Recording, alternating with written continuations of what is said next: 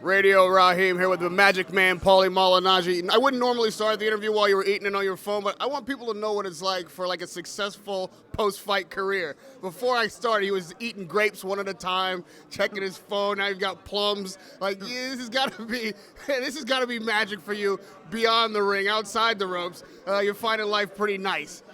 Here we are in London, man. You find your way over here quite often, even more often than me, I think. What is it about the heavyweight division that makes Hey Bellew important? Well, with a lot of moving pieces going around the heavyweight division, we know there's the two top guys is Wilder and Joshua, but then everything else around them, it's kind of still shifting. So everybody's trying to find their piece in the landscape, and so this kind of fight is a fight where you're trying to get some answers regarding that. One of the fights anyway. You've had your share of rivalries, exchanged words with guys, bad blood when the first bell rings. It seems like this fight, they're billing it as a grudge match. It's a rematch, so there's some history there, obviously.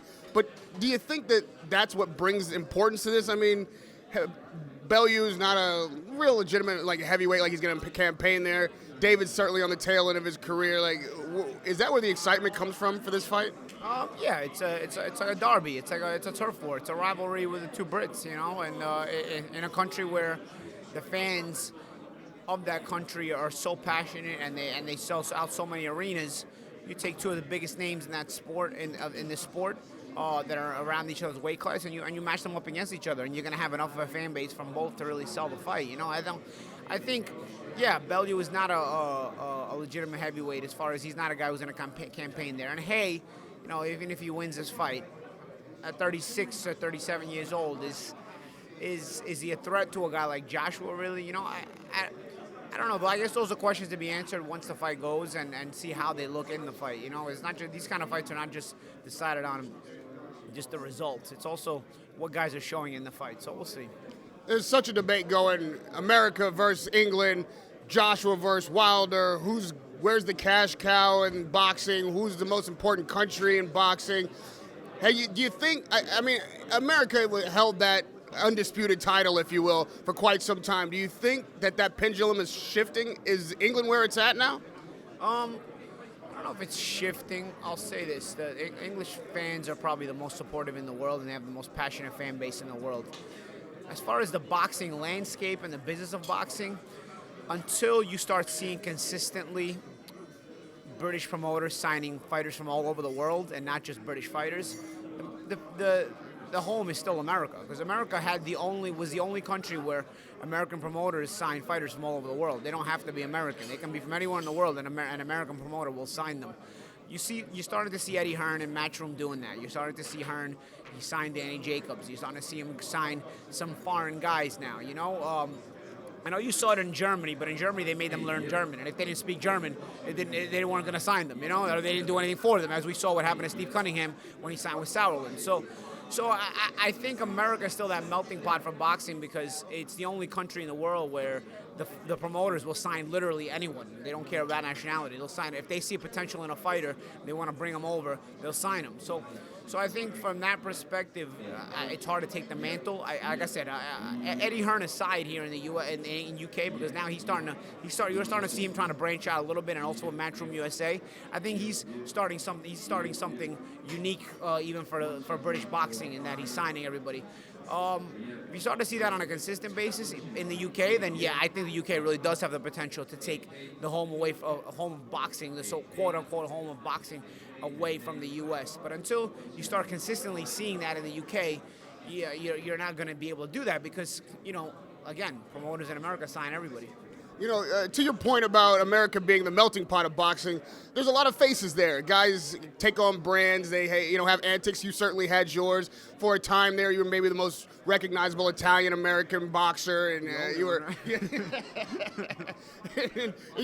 so you drew attention to yourself that way. But what about the face of boxing? I mean, there's obviously a competition for that.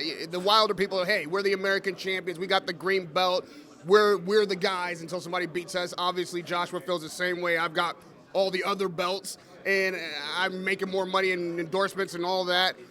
Do you feel like most important for a guy who would be the face of boxing? Is that a thing that we need? Is there a particular guy you feel like is holding that position right now? I don't know. It's funny because in Europe, I think it's probably Anthony Joshua. In North America right now, it's probably Canelo, regardless of what he's done. I think in the end of the day, I think if Joshua comes to the U.S., he has a chance to become that face. And that's not to take anything away from Deontay Wilder. It actually gives an opportunity to Deontay Wilder. If Joshua becomes a global star and Wilder's able to knock him off, then, Wilder instantaneously, to me, becomes that global star, So, you have a lot of good fighters. But as far as the face of boxing is concerned, I think at the moment, right now, if I had to say right now at this moment, I'd say it's Joshua and Canelo. You mentioned Canelo twice now, saying that he's currently the face of boxing.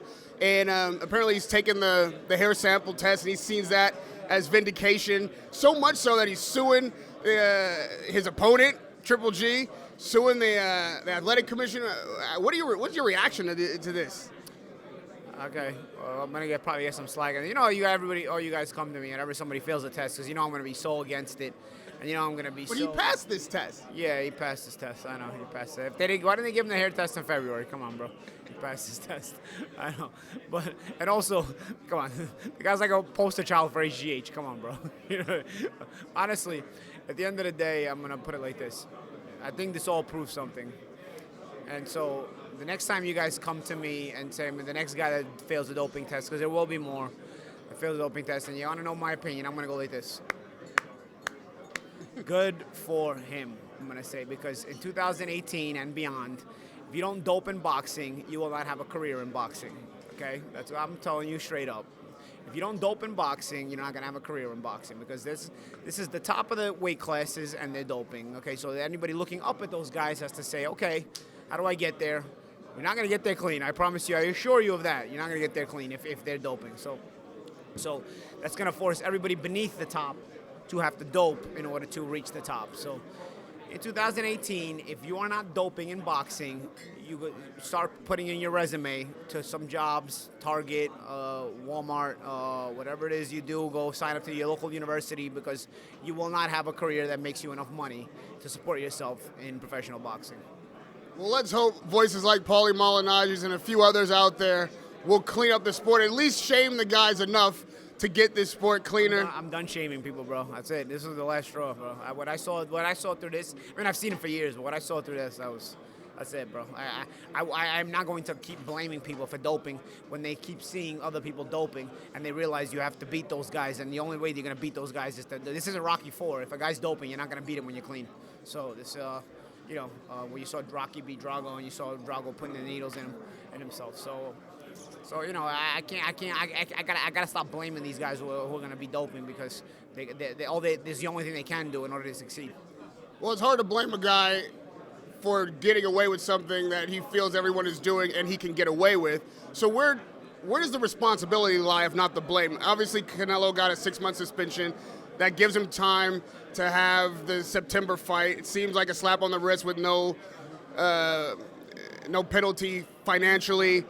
I mean, if not the State Athletic Commission, how does someone get punished? I think the commissions have to put money towards the drug testing, and I think the sanctioning bodies, they make 50 belts per weight class, bro. They have the championship of this room. They'll have the championship of the world. They'll have the championship of the region. They'll have the championship of the city. They'll have the championship of the county. They'll have the championship of that platform. They'll have the championship of this carpet we're standing on. You have sanctioning fees galore in these where these sanctioning bodies charging, okay? Then you have interim of all those championships. You also have interim, So I'm going to tell you, they have plenty of money, especially if they all unite forces and decide to randomly, strictly drug test all their top 15 and all their sanctioning bodies, and all those sanctioning bodies. At least start with the top 15. They have plenty of money to be able to strictly drug test them, not just putting on like they talk about this VADA drug testing program where they come once every 6 months. I was underneath it. I got tested once in 6 months. Okay, they don't have enough money. But if these sanctioning bodies put the money forth behind the VADA drug testing, where Kamara Goodman's able to get funding for it, and it's strict and it's random and it's often enough, then you have something. But they don't do that. So that's where the responsibility is at. Even the commissions and the BBBFC and the commissions in the U.S., they could also throw in something. if everybody's going to make an effort to stop drug testing, then that's the way it's got to be. Otherwise, it's not going. I mean, not to stop drug testing, to stop drug doping. That's the way it's got to be. Everybody's got to put forth the effort for the drug testing, and nobody's going to do that. Like I said, they're not going to do that because it makes money to have dopers succeed. It makes everybody money. People become fans of dopers. They love to see them winning and the way they're winning. They don't want to believe they're even doping. So not catching the dopers benefits everybody who's in the money of this sport, because you get to say, you get to build a fan base off of a fighter, and then everybody's got a fan. All that fan base doesn't want to believe he's doping. So why should we catch him and create this stigma that he's doping when you don't have to catch him and nobody's going to do anything about it? So, like I said, in 2018 and beyond, if you're not doping in boxing, go fill out your resume, because you're not going to succeed. Last on this point, Paulie, in a Paulie Malignaggi world, a perfect world, a magic world, if a guy is caught, regardless of the excuse, even if it is tainted meat, what should the standard penalty be? The standard penalty should probably be what it should be anyway. A probationary period. It should be for everybody anyway. Once you're in the top 15, a probationary period where you're constantly drug tested randomly for 2-3 years.